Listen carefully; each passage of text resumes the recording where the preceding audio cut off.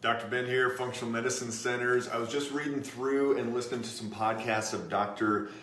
Jason Fung the other night, and he is the pretty much the go-to now in the world for talking about fasting, talking about blood sugar, talking about what it does to the liver, fatty liver, all these things. And so just wanted to give a little bit of idea on how sugar literally is as bad, if not worse, than alcohol. And when we're talking about this, we're talking about fatty liver, we're talking about inflammation, we're talking about elevated ferritin.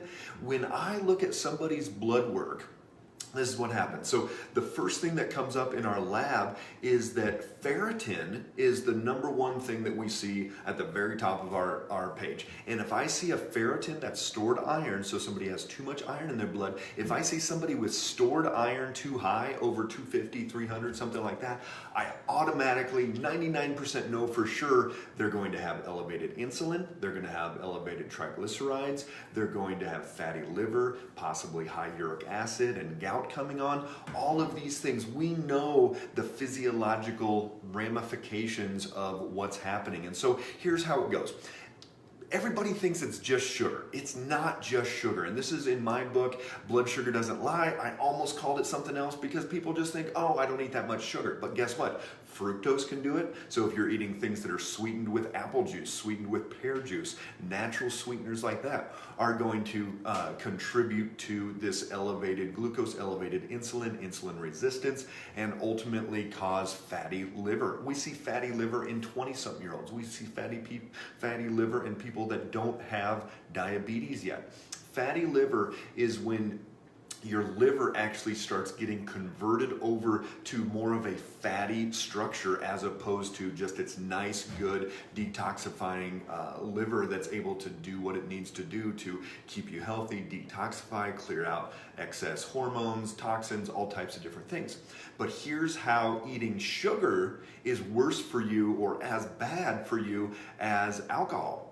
So when you eat something that converts into sugar, and it's not just this candy, it can be fructose, it can be fruit, it can be carbohydrates or potatoes, it can be squash, any number of things we see that will cause that blood sugar to elevate.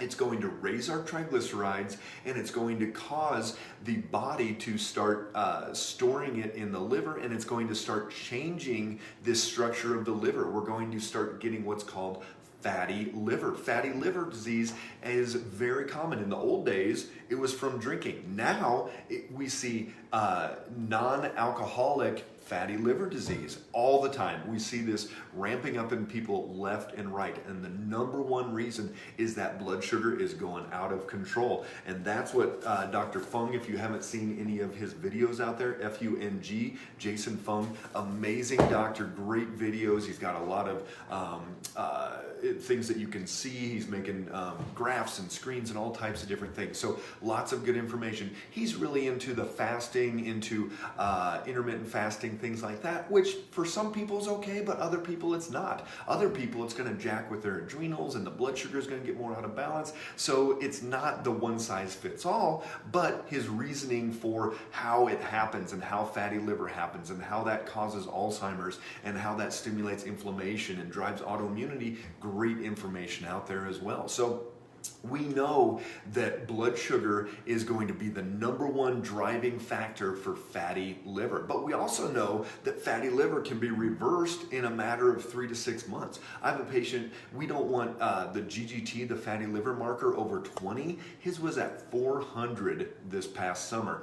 And in 3 months, we had it down to 100. Still high, but significant difference. This is totally reversible, just like diabetes is totally reversible. So all you've got to do is start paying attention. You've got to start being able to tell what's making that blood sugar go up, what's making that blood sugar go down. It's what we work with patients every single day. In my book, Blood Sugar Doesn't Lie, you can get it on Amazon. I explain in detail how to go through this process using a glucose monitor. And so think about it more as glucose as opposed to sugar, because it's not just about Snickers bars, it's not just about eating candy, it's not just about cakes and brownies and all those things.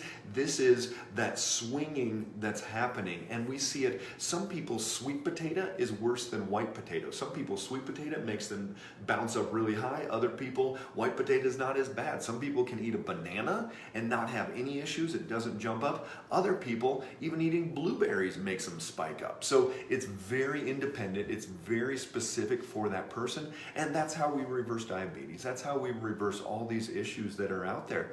So for a lot of people, the sugar, the carbohydrates, the starches, anything that's going to drive that blood sugar up is worse for their liver, is worse for fatty liver, even than drinking alcohol. So I have probably 95% of the patients come in that have fatty liver or are creeping into fatty liver, and they're not drinking at all. And I always joke, because I'm like, well, here's your come to Jesus moment. You got to quit drinking those 6 beers a night. Well, guess what? They're not drinking 6 beers a night. Their spouse laughs and says, oh my gosh, they don't drink at all. But why is it? Because that blood sugar is swinging. And think about this. The liver stores glucose for immediate use. So if you have excess glucose floating around in your bloodstream, the liver is going to store it. The liver is going to put it in kind of like this little pouch, and it's going to hold it. And when that blood sugar drops down, then the liver is going to squeeze it out, and we get glucose into our bloodstream. What does that do? Well, that's great for those times when you do need it. But if that's happening 3, 4, 5, 6 times a day, that liver starts to turn into what's called fatty liver. So if your triglycerides are over 100 non-fasting, if your insulin is creeping up over 10 non-fasting, if you've got any of the high ferritin, if your GGT, it's a fatty liver marker, most doctors don't test it. If you're getting your blood work done anytime soon, request GGT. It's a liver enzyme, and you want that to be under 20. So you've got to know these numbers. You've got to be able to tell what's going on. And then when that happens and when you see it, then you start making changes. Start stabilizing that blood sugar. Start doing liver detoxification. Start working on the gut. Start working on the brain. Whatever is out of balance now, you've got to start reversing and repairing those. So remember, glucose, sugar, blood sugar swings are just as problematic as drinking lots of alcohol, and we see fatty liver all the time. If you have not tested your GGT, if you have not tested your fatty liver, get on it. Next blood test, request your doctor to do that, or give us a holler and we can get you that number and be able to tell where your liver is, how your liver is functioning, and what you can do about it. So, all right, hope that helped a little bit clarify on fatty liver, and that it's not just about drinking alcohol. Like or share this with anybody that you know that is dealing with these issues, that has high triglycerides, that's a little bit overweight, anything like that. Share this video. We love getting the information out there, and make it a great day, everybody. Bye-bye.